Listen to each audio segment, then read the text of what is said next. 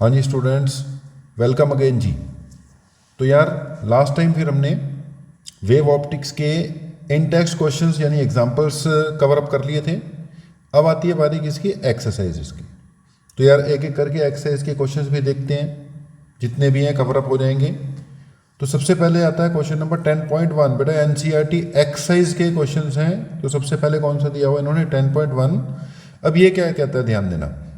Monochromatic light जिसकी wavelength दे रखी है 589 nanometre incident from air on a water surface, what are the wavelength, frequency and speed of a reflected light. Okay, first part में किसकी बात कर रहे हैं, रिफ्लेक्टेड लाइट। ओके जी भाई, रिफ्लेक्ट होके अगर सरफेस से वापिस ही चले गई तो पहली बात, फ्रीक्वेंसी में कभी भी चेंज वैसे ही नहीं आता, तो फ्रीक्वेंसी में कोई चेंज नहीं आएगा। स्पीड में भी कोई चेंज नहीं आएगा क्योंकि मीडियम सेम हो गया, स्पीड में कोई चेंज नहीं आएगा। अगर भैया फ्रीक्वेंसी में नहीं आया, स्पीड में नहीं आएगा, तो वेवलेंथ में भी कोई चेंज नहीं आएगा। तो पॉइंट ये है, वेवलेंथ उसने दे रखी थी 589 नैनोमीटर, तो रिफ्लेक्टेड लाइट की वेवलेंथ आ गई 589 नैनोमीटर। स्पीड जो है, लाइट है तो स्पीड ऑफ लाइट से ट्रेवल कर रही होगी 3 × 10⁸ मीटर पर सेकेंड। तो रिफ्लेक्टेड लाइट की वेवलेंथ वही है, स्पीड भी वही है, फ्रीक्वेंसी भी वही है, लेकिन फ्रीक्वेंसी इसने दे नहीं रखी थी। तो फ्रीक्वेंसी हमें निकाल लेनी चाहिए। Nu is equal to C divided by lambda, यानी 3 × 10⁸ डिवाइडेड बाय वेवलेंथ दे रखी है 589 × 10⁻⁹ नैनोमीटर को किस में कन्वर्ट कर दिया जी हमने, मीटर में कन्वर्ट कर दिया। अब भैया इसको सॉल्व करेंगे, तो सॉल्व करके तो कहाँ दिखाएंगे आपको, अपने आप करते रहना। इसका रिजल्ट कितना आ जाएगा, 5.09 × 10⁻14 हर्ट्ज। ठीक है जी, ये पहले से हमने निकाल रखे हैं, इसलिए फिर आपको डायरेक्टली लिख दिया। तो बेटा फर्स्ट पार्ट का आंसर कि रिफ्लेक्टेड लाइट की wavelength 589 metre, speed 3 × 10⁸ metre per second and frequency 5.09 × 10⁻14 hertz. अब ध्यान रखना, इसमें ना फ्रीक्वेंसी निकालनी ही पड़ेगी। उसने ये नहीं पूछा कि फ्रीक्वेंसी में कोई चेंज होगा कि नहीं होगा, उसने साफ साफ बोला है फ्रीक्वेंसी कितनी होगी। तो ये तो हमें पता था चेंज नहीं होगा, लेकिन दे नहीं रखी थी ना, तो इसलिए हमें कैलकुलेट कर लेनी चाहिए थी। चलो जी, फर्स्ट पार्ट हो गया। अब आते हैं किस पे, सेकेंड पार्ट पे। सेकेंड पार्ट रिफ्रैक्टेड लाइट में अगर लाइट की क्या हुई, रिफ्रैक्शन हुई। भाई ये डायग्राम वायग्राम बनाने की इस क्वेश्चन में खैर जरूरत नहीं है, लेकिन फिर भी चलो, रिफ्रैक्शन होगी तो क्योंकि बेटा मीडियम चेंज हो गया, मीडियम चेंज हो गया तो स्पीड विल चेंज। पहली बात, speed will change, frequency will remain constant. Last time भी बात हुई है, रिफ्रैक्शन हो जाए, रिफ्लेक्शन हो जाए, 10 बार रिफ्लेक्शन हो जाए, 10 बार रिफ्रैक्शन हो जाए, फ्रीक्वेंसी कभी चेंज नहीं होती। ये सोर्स पे डिपेंड करती है, मीडियम पे डिपेंड नहीं करती। तो frequency will remain same, speed will change, speed change हो जाएगी। अच्छा, स्पीड कितनी चेंज होगी, जो रिफ्रैक्टिव इंडेक्स होता है, it is speed of light in air divided by speed of light in medium. तो speed of light in medium सीधी सी बात है, mu times, where mu is refractive index, कम हो जाती होती है। तो स्पीड कितनी हो जाएगी, 3 × 10⁸ डिवाइडेड बाय रिफ्रैक्टिव इंडेक्स दे रखा है 1.33। ठीक है जी, रिफ्रैक्टिव इंडेक्स इसका दिया था 1.33। इसको यार सॉल्व करना पड़ेगा। इसको सॉल्व करके आंसर आ जाएगा जी आपका 2.26 × 10⁸। फिर से वही बात, भैया हमने लिख रखे हैं, अब यहाँ पर कैलकुलेट करने का अपने पास टाइम नहीं है, तो इसलिए डायरेक्ट बता देते हैं 2.26 × 10⁸ मीटर पर सेकेंड। ठीक है जी, तो velocity 2.26 × 10⁸ metre per second. Frequency जो पहले आई थी वही रहेगी, कितनी आई थी, 5.09 × 10⁻14 हर्ट्ज। तो फ्रीक्वेंसी में कोई चेंज नहीं, वही स्पीड चेंज हो गई। अब आती है तीसरी बात, वेवलेंथ। ठीक है जी, वेवलेंथ सीधी सी बात है, frequency equal to speed into wavelength. Light के लिए खैर हम स्पीड ऑफ लाइट के लिए सी लैम्डा यूज कर सकते हैं। ये गलत हो गया फार्मूला अपना। फ्रीक्वेंसी किसकी इक्वल होती है, सी डिवाइडेड बाय लैम्डा। ठीक है, अब यार अगर स्पीड में चेंज आया है तो वेवलेंथ में भी चेंज आएगा ही आएगा। अगर स्पीड म्यू टाइम्स कम हुई है तो वेवलेंथ भी क्या हो जाएगी, म्यू टाइम्स कम हो जाएगी। जितनी वेवलेंथ पहले थी, पहले कितनी थी, 589 नैनोमीटर थी ना भाई, अब ये भी 1.33 नीचे आ जाएगा, बिकॉज इसने भी म्यू नॉट टाइम्स क्या हो जाना है, रुक जाओ लेकर आते हैं उसको, चेंज हो जाना। आ गया भैया क्वेश्चन, 1.33 आ जाएगी। अब इसको अगर हम सॉल्व कर लेंगे तो इट विल बी 444.01 नैनोमीटर। 4 कम हो गई ना, 444.01 नैनोमीटर। ठीक है जी, तो कहानी क्या है, उसने कैलकुलेट करने के लिए बोला था। फर्स्ट केस में कोई चेंजेस नहीं थे, वेवलेंथ वही रही, स्पीड 3 × 10⁸ रही और फ्रीक्वेंसी वही रही, लेकिन वो हमें कैलकुलेट करनी पड़ गई। सेकंड केस में रिफ्रैक्शन के दौरान फ्रीक्वेंसी में कोई चेंज नहीं आता, वो वही रहा। वेवलेंथ में चेंज आएगा, म्यू टाइम्स कम हो गई, वो ये आ गया जी आंसर। और स्पीड में भी चेंज आएगा, ये आ गया आपका आंसर। ठीक है, अब साफ साफ अपना इसको बढ़िया से लिख लेना चाहिए। ओके जी, अगला क्वेश्चन बेटा 10.2, ये कंसेप्चुअल क्वेश्चन ही है, इजीली हो जाएगा। What is the shape of the wave front in each of the following cases, light diverging from A point source. Okay, point source से अगर लाइट डाइवर्ज कर रही है भैया, उसके वेव फ्रंट कैसे बनते हैं, स्फेरिकल वेव फ्रंट। ठीक है, पॉइंट सोर्स से क्या कर रही है, डाइवर्ज कर रही है, तो वेव फ्रंट ऐसे बना दो, इसको हम कहेंगे डाइवर्जिंग स्फेरिकल वेव फ्रंट, या सिंपली आप क्या बोल सकते थे, स्फेरिकल वेव फ्रंट बोल सकते थे। अगर कोई इसको ऐसे बना देता है वो भी बिल्कुल सही है। तो फर्स्ट पार्ट का आंसर शॉर्ट में spherical wave front. What is the shape, उसने बोला what is the shape of the wave front. तो अगर आप सिर्फ स्फेरिकल लिखा होगा ना भैया तो भी आपको पूरे नंबर मिल जाएंगे। वो तो थोड़ा एक्सप्लेन करने के लिए डायग्राम बना दिया हमने, डायग्राम खैर बना देना चाहिए आप लोगों को। वैसे टू द पॉइंट आंसर देते हैं अगर हम, तो सिर्फ आपने क्या लिखना है इसमें, spherical wave front. Okay, first part is easy. Second part, light emerging out of a convex lens when a point source is placed at its focus. Okay, second part कह रहा है कि अगर एक कन्वेक्स लेंस है, उसके focus पे point source होगा, light emerging out of convex when A point source, source कैसा था, पॉइंट सोर्स, तो भाई यहां से कैसा वेव फ्रंट चलेगा, स्फेरिकल। लेकिन जब इसमें से बाहर आएगा वो कैसा आएगा, that will be a plane wave front. ठीक है, इसका आंसर क्या आना चाहिए था, plane wave front. To the point answer second part का क्या था, प्लेन वेव फ्रंट। ओके जी, फर्स्ट पार्ट का था spherical wave front, second part का क्या हो गया, प्लेन वेव फ्रंट। अगली बात कह रहा है the portion of wave front of light from a distant star. अगर स्टार या कोई भी सोर्स ऑफ लाइट बहुत दूर है भैया, तो उसका भी सीधा आंसर क्या आता होता है कि plane wave front. Point source का स्फेरिकल होता है, लाइन सोर्स का सिलेंड्रिकल होता है, और अगर कोई बहुत दूर हो, पॉइंट हो, सिलेंड्रिकल हो, पॉइंट सोर्स हो, लाइन सोर्स हो, उसका वेव फ्रंट कैसा आएगा, प्लेन वेव फ्रंट। तो तीसरे वाले पार्ट का आंसर भी क्या है, प्लेन वेव फ्रंट। ठीक है, बना भी सकते हो, ऐसे भी बना सकते हो, बाकी इस क्वेश्चन के हिसाब से तो हमने सिर्फ लिखना था। देखो एग्जाम में टू द पॉइंट आंसर देना है, फालतू बात नहीं करनी है। तो इस फर्स्ट का answer spherical wave front, second का answer plane wave front, third का आंसर भी प्लेन वेव फ्रंट। अब भाई आते हैं हम क्वेश्चन नंबर 10.3 पर। ओके, इसके दो पार्ट है भाई, ए और बी। ए पार्ट कहता है the refractive index of a glass is 1.5। Refractive index दे रखा है। What is the speed of light in glass, कुछ नहीं है इसमें।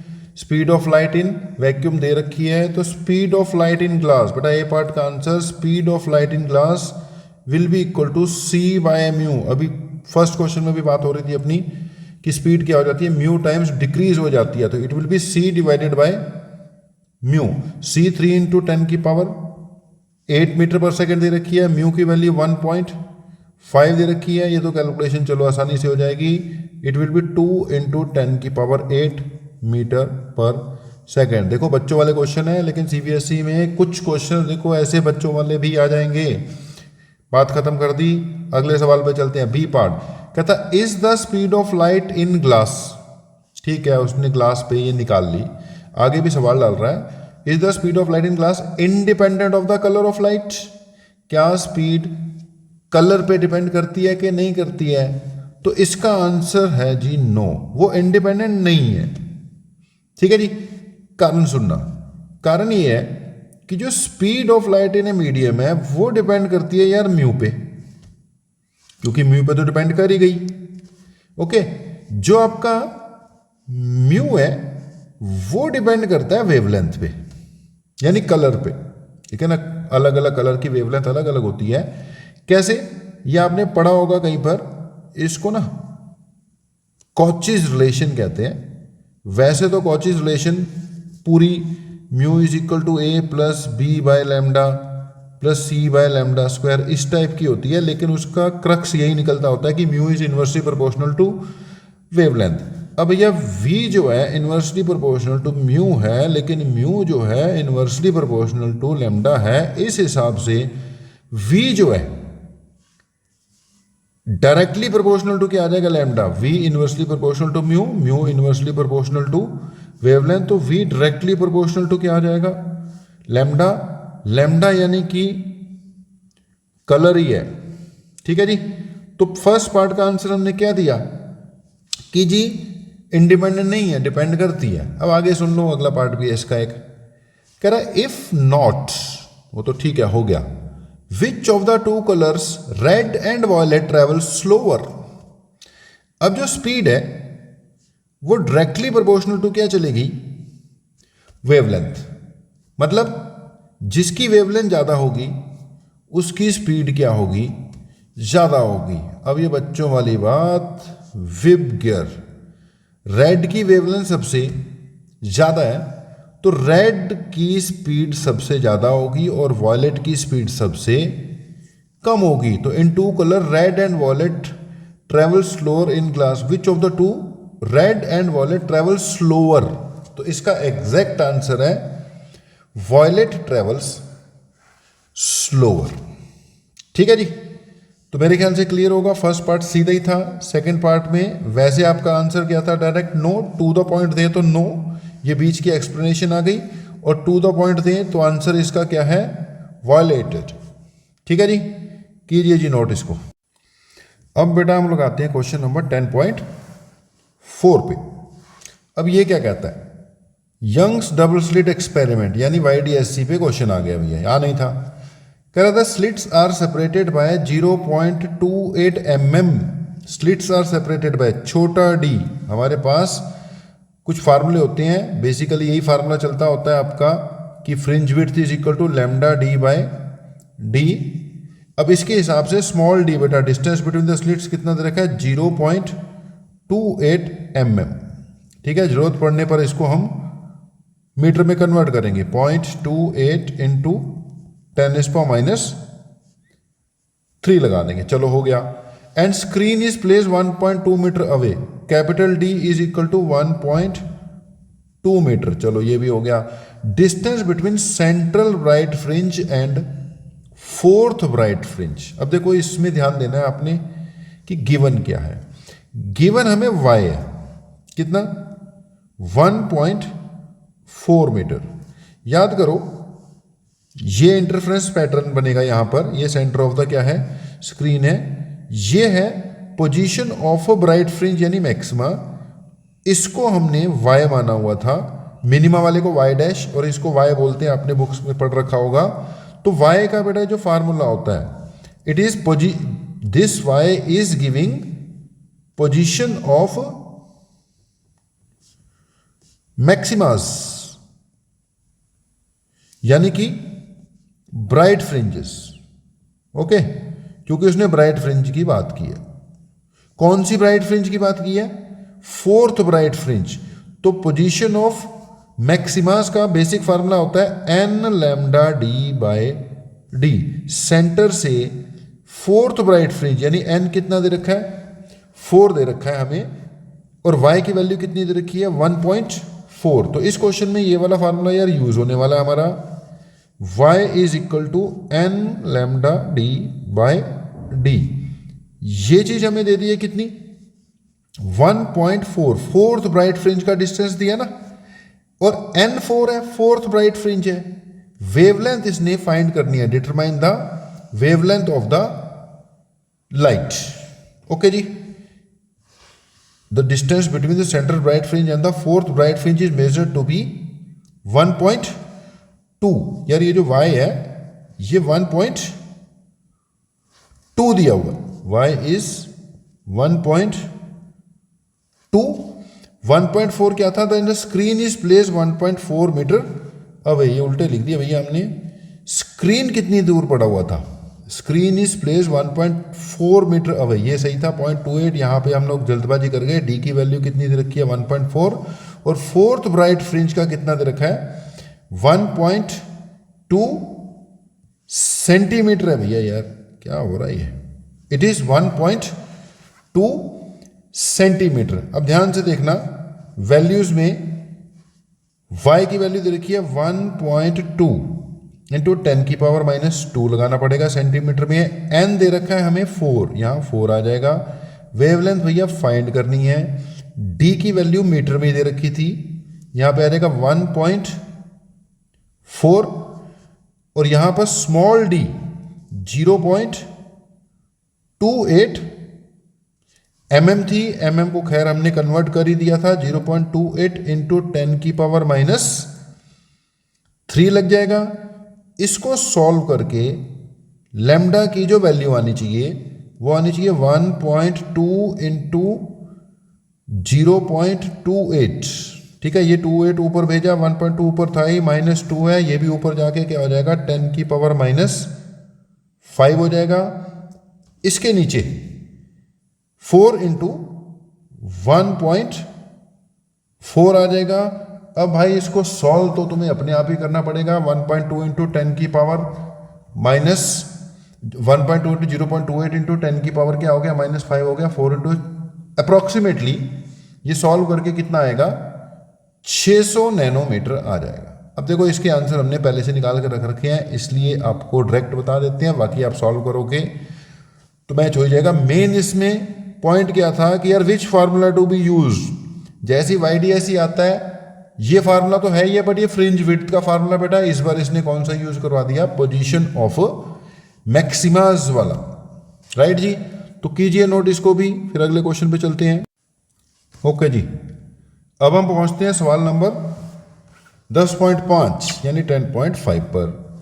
ये कह रहा है in Young's double slit experiment using monochromatic light of wavelength lambda, the intensity of light at a point on the screen where path difference is lambda is k units. Okay, I1 I2 के बारे में कुछ बोल नहीं रखा, तो हम यहाँ पर जो दो लाइट से इंटेंसिटी आ रही है I1 और I2 को क्या मानने वाले हैं, सेम। देखो कई बार क्या होता है I1 की वैल्यू दे रखी होगी, I2 की वैल्यू दे रखी होगी, यहाँ कुछ नहीं दे रखा, तो इसको क्या मान लेंगे, इक्वल मान लेंगे। इसको हमने सेम मान लिया, यानी कि ओरिजिनली जो दो सोर्सेस से लाइट आ रही थी स्लिट से वो सेम है। ओके जी, अगर ये सेम है और जहां पर कह रहा है पाथ डिफरेंस लैम्डा है, ओके, पाथ डिफरेंस लैम्डा किसकी कंडीशन है, प्योर मैक्सिमा की कंडीशन है। ठीक है, लैम्डा का मतलब फेज डिफरेंस कितना होता है 2 पाई होता है, जहां पे 2 पाई आएगा वहां पे प्योर क्या आएगा, मैक्सिमा आएगा। अब इंटेंसिटी का फार्मूला क्या होता है, I1 plus I2 plus 2 under root I1 I2 cos of 5। Phase difference कितना दे रखा है भैया 2 पाई दे रखा है, या पाथ डिफरेंस कितना दे रखा है लैम्डा दे रखा है, तो कॉस 5 की वैल्यू, कॉस 2 पाई की वैल्यू कितनी आनी है 1 आनी है, तो I आ जाएगी I0 प्लस 2 रूट I0 का स्क्वायर बाहर आके ये आ जाएगा I0 cos 5 की वैल्यू 1। देखो cos 2 पाई का मतलब भी क्या होता है 1 होता है, cos 0 की वैल्यू 1, cos पाई की वैल्यू -1, cos 2 पाई की वैल्यू 1, ये वैसे याद होना चाहिए। तो I कितना आ जाएगा जी 4I0, ठीक है जी। अच्छा, हमने इसको सॉल्व कर दिया। वैसे बच्चे को वैसे ही रटवाया जाता है कि भैया अगर इक्वल इंटेंसिटी वाला केस चल रहा है तो जहाँ पे फुल मैक्सिमा आएगा वहाँ पर 4I0 इंटेंसिटी आनी चाहिए। इसको इसने क्या बोल रखा है, के बोल रखा है। तो according to given question 4I0 को बंदे ने क्या बोल रखा है, के बोल रखा है। अब आगे कहता है कि what is the intensity of light at a point where path difference is lambda by 3। कह रहा अब ऐसे जगह की इंटेंसिटी, आई डैश नाम ले लेते हैं जो मैंने फाइंड करनी है, फार्मूला वही लगाऊंगा, I1 plus I2 plus 2 root I1 I2 cos of 5। Okay, जहां पे आप फाइंड करनी है वहां पर पाथ डिफरेंस कितना दिया हुआ है भैया, लैम्डा बाय 3। मतलब करस्पॉन्डिंग फेज डिफरेंस कितना होगा, लैम्डा किसके करस्पॉन्डिंग होता है, 2 पाई के, 2 पाई बाय 3, 2 पाई बाय 3 का मतलब 120 डिग्री। तो यहाँ पे जो इंटेंसिटी अब हमारी आने वाली है वो आने वाली है I0 प्लस I0 बराबर है ना भैया, ये I0 plus I0 plus 2 root I0 square बाहर आके ये बचेगा 2 I0 बाहर आ जाएगा, cos 120 होता है -1/2, ये कट गया, ठीक है जी।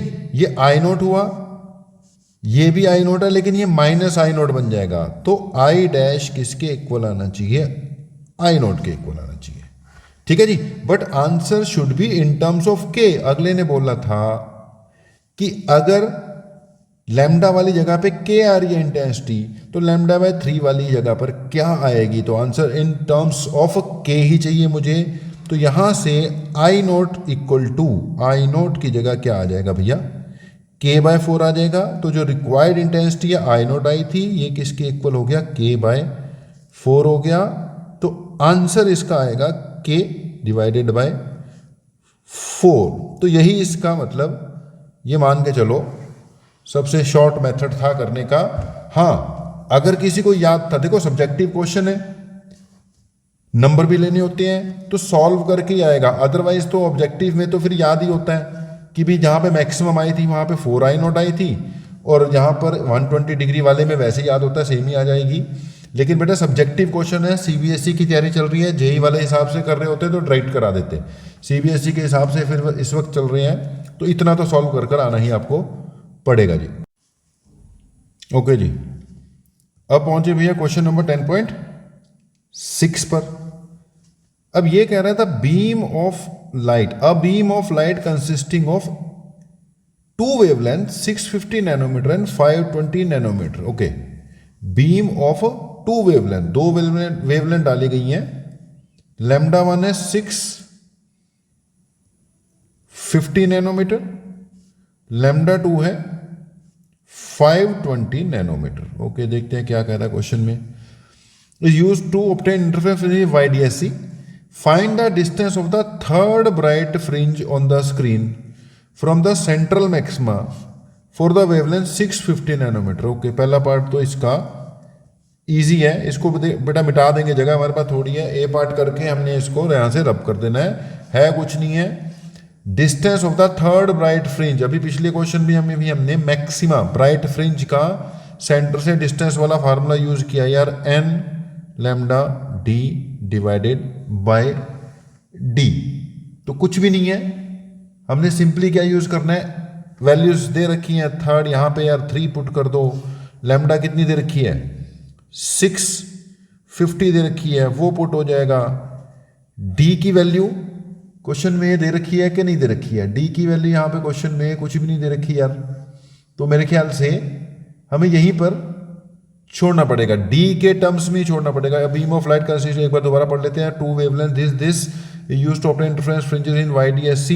Find the distance of third bright fringe on the screen from the central maxima of the wavelength. भैया देखो इन दोनों वैल्यूज के बिना तो कैसे सॉल्व हो जाएगा, जितना दे रखा है उसके हिसाब से तो इसकी वैल्यू पुट कर देते हैं, इसकी वैल्यू पुट कर देते हैं, इसको अब यहीं पे रहने देते हैं, ठीक है जी।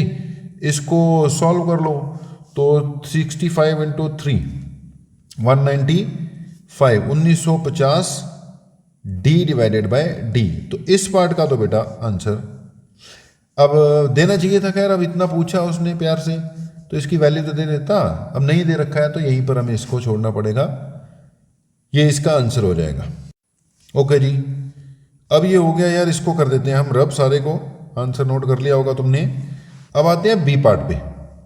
बी पार्ट क्या कह रहा है, कह रहा है what is the least distance, least distance बड़ा पंगा होता है इसमें, from the central maxima where the bright fringes due to both the wavelength coincide. Okay, screen पर दो दो पैटर्न बन रहे हैं भैया, ठीक है, स्क्रीन पर दो दो पैटर्न बन रहे हैं, कंसेप्ट को समझना। एक है 650 नैनोमीटर वाली वेव 650, दूसरी वाली कौन सी है 520।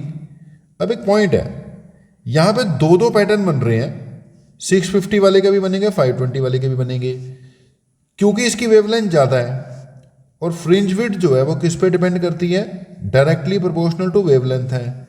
तो 650 वाले की जो फ्रिंज विड्थ्स हैं वो ज्यादा होंगी, 520 वाले की फ्रिंज विड्थ्स जो हैं वो कम होंगी। तो पॉइंट ये है कि अगर इस जगह पर इसकी फोर्थ फ्रिंज आ रही है, फोर्थ मैक्सिमा आ रहा है, तो भाई अगले वाले का यहां पर फिफ्थ आएगा या सिक्स्थ आएगा, फोर्थ नहीं आ सकता क्योंकि उसके मैक्सिमास छोटे हैं, बात को समझो। अगर इसका यहां पर फोर्थ आ रहा है, फोर्थ, तो अगले की फ्रिंज विड्थ तो कम थी ना क्योंकि वेवलेंथ उसकी छोटी है, तो उसका फोर्थ तो कहीं पहले ही आ चुका होगा। अब हमें कोइंसाइड करवाना है, तो चांसेस हैं कि अगले वाले का फिफ्थ हो सकता है, सिक्स्थ हो सकता है, सेवंथ हो सकता है, बट हमें चाहिए लीस्ट। तो अगर इसका फोर्थ है तो इसका हम क्या मान के चलेंगे, फिफ्थ मानकर चलेंगे, ठीक है। या कह लो अगर इसका एनथ है तो इसका कौन सा मैक्सिमम मान के चलेंगे, n+1। लीस्ट के लिए बस हम एक ज्यादा वाला लेकर चलते हैं, हम इसी के हिसाब से इसको क्या करेंगे, अब सॉल्व करेंगे। देखो क्वेश्चन में कंसेप्ट है, ये लीस्ट उसने बोला तो दोनों में एक का फर्क डालेंगे। हाँ, इतना तुम्हें वेवलेंथ के हिसाब से ध्यान रखना था कि 650 वाले का अगर एनथ है तो 520 वाले के मैक्सिमस तो छोटे होंगे ना, मतलब उसकी जो वेवलेंथ कम है, फ्रिंज विड्थ कम है, तो उसका n+1 2 3 ही हो सकता है, n से छोटा तो नहीं हो सकता, n भी नहीं हो सकता। हमने लीस्ट डिस्टेंस फाइंड करना था तो n+1 ले लिया। अब इस कंसेप्ट को आपने समझना था, ठीक है जी। तो पॉइंट क्या निकला, हमने आपको बोला है कि वो जो पॉइंट है, जो लीस्ट डिस्टेंस हमने फाइंड करना है, वहां पर अगर 650 वाले का एनथ है तो 520 वाले का n+1 मैक्सिमा ही होगा, ठीक है।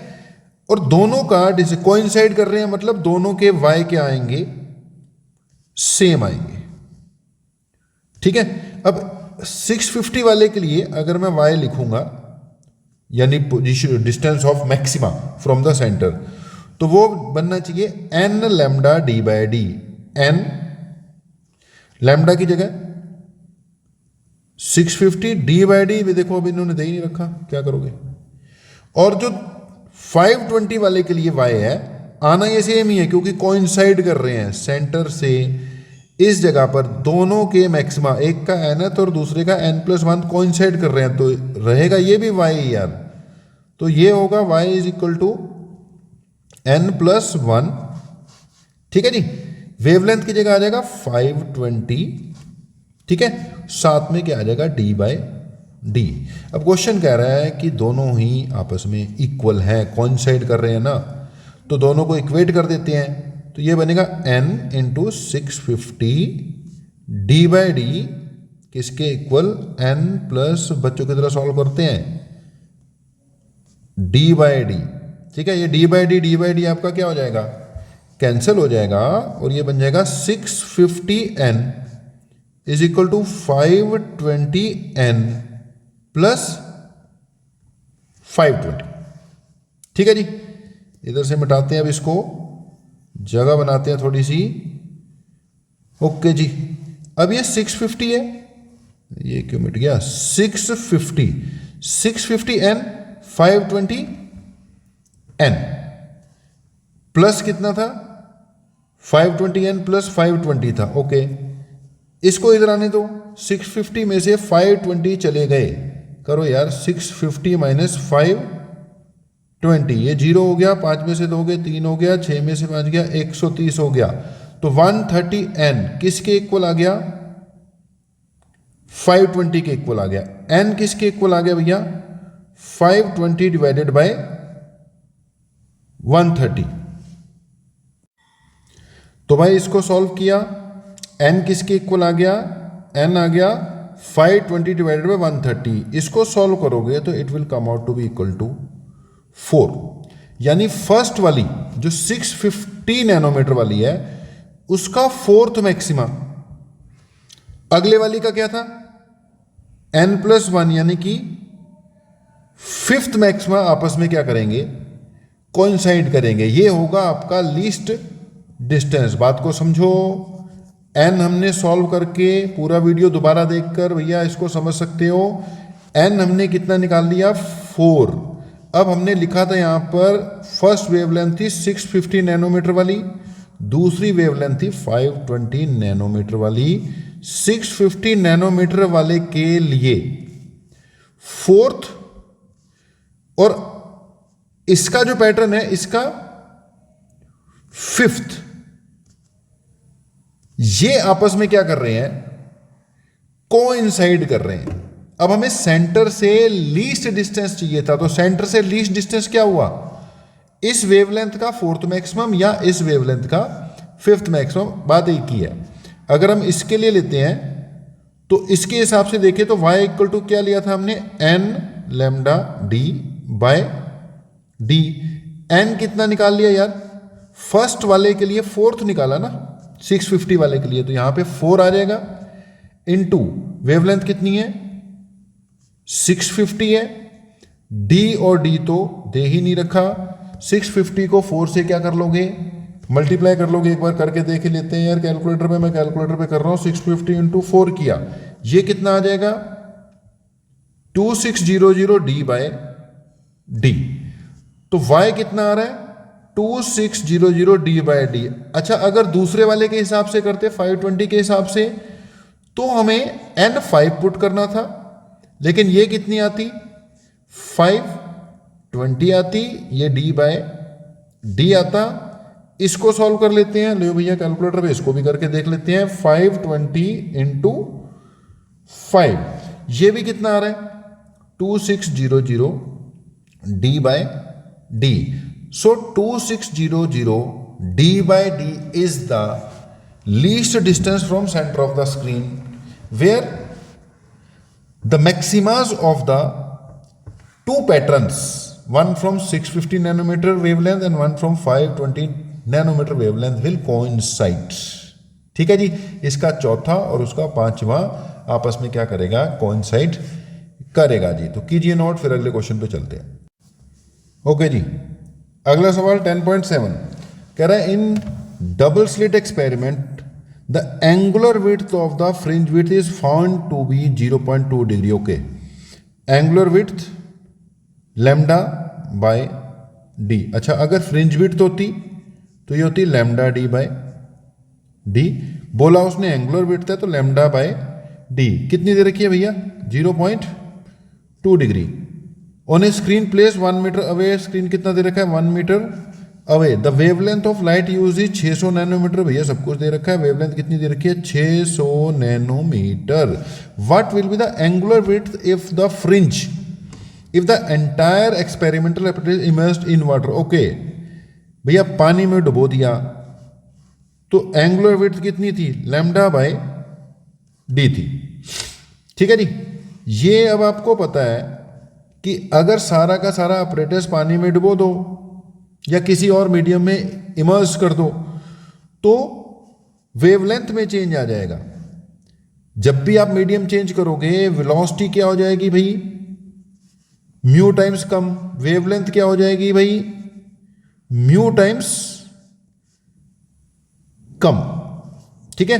तो क्योंकि मीडियम में जाती वेवलेंथ क्या हो जानी है, it will reduce by mu times, that's why fringe width जो है, फ्रिंज विड्थ होती या एंगुलर विड्थ होती डायरेक्टली प्रोपोर्शनल टू वेवलेंथ है। अगर वेवलेंथ म्यू टाइम्स कम हो जाएगी तो एंगुलर विड्थ भी क्या हो जाएगी, म्यू टाइम्स कम हो जाएगी। ओके, वैसे ये डायरेक्ट बताया हुआ होता है, आप डायरेक्ट भी लगा सकते थे, छोटा को बड़ा लिख के बहुत बड़ा कर रखा है क्वेश्चन। वैसे सीधा ही क्वेश्चन था कि सारे ऑपरेटर्स को इमर्ज करवा दिया जाए, या तो वैसे ही नोट पॉइंट्स में बच्चों को लिखवाया जाता है कि फ्रिंज विड्थ भी क्या हो जाएगी, म्यू टाइम्स रिड्यूस हो जाती होती है। तो यहाँ एंगुलर विड्थ की बात कर रही है, वो भी क्या हो जाएगी, म्यू टाइम्स रिड्यूस हो जाएगी। तो एक्सप्लेन करने में हमने ज़्यादा टाइम लगा दिया, अदरवाइज इसका आंसर सीधा ये है कि theta dash is equal to theta by mu. Theta कितना दे रखा था, 0.2 डिवाइडेड बाय म्यू, म्यू की वैल्यू कितनी दे रखी है, 4 डिवाइडेड बाय 3। इसको सॉल्व कर लेना भैया, ये आंसर आ जाएगा हमारा का 3/4 इंटू 0.2, ठीक है। ये हो जाएगा, सॉल्व कर लो यार, 0.15 आने वाला है ये, ठीक है। डिग्री में दे रखा था, डिग्री में ही। तो बेटा ज़्यादातर चीज़ें ये जो डी दे रखा है, लैम्डा दे रखा है, सब बेवकूफ़ बनाने के लिए दिया हुआ था। आपका आंसर ये अगर सही तरीके से करें, प्रॉपर तरीके से, जितने मर्जी नंबर का है, 1 नंबर का है, 2 नंबर का है, 4 नंबर का है, इसको सीधा ऐसे करना है, ठीक है जी, कि जी न्यू विड्थ है, म्यू टाइम्स कम हो जाएगी, वैल्यू पुट की, बात खत्म। ये इसका आंसर है। अब चलते हैं अगले सवाल पर। ओके जी, नेक्स्ट क्वेश्चन 10.8 ये कह रहा है what is the Brewster angle for air to glass transition.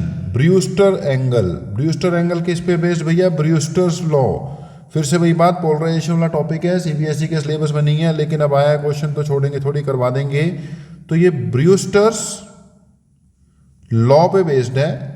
Brewster's law क्या कहता है कि tan of Brewster angle is equal to mu.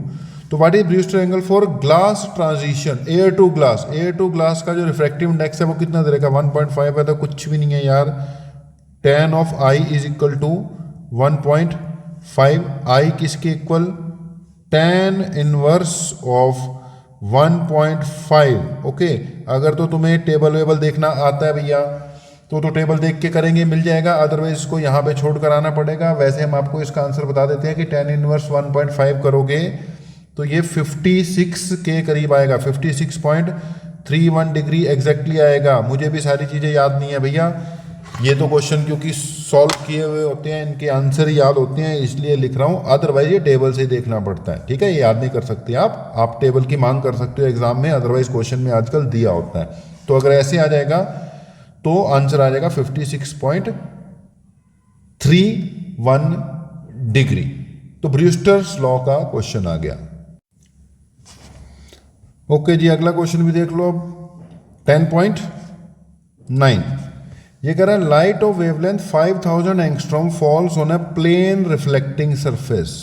कितनी वेवलेंथ है, 5000 angstrom falls on a plane reflecting surface. What are the wavelength and frequency of the reflected light. Okay, फिर वही question है यार, रिफ्लेक्टेड लाइट की बात कर रहा है।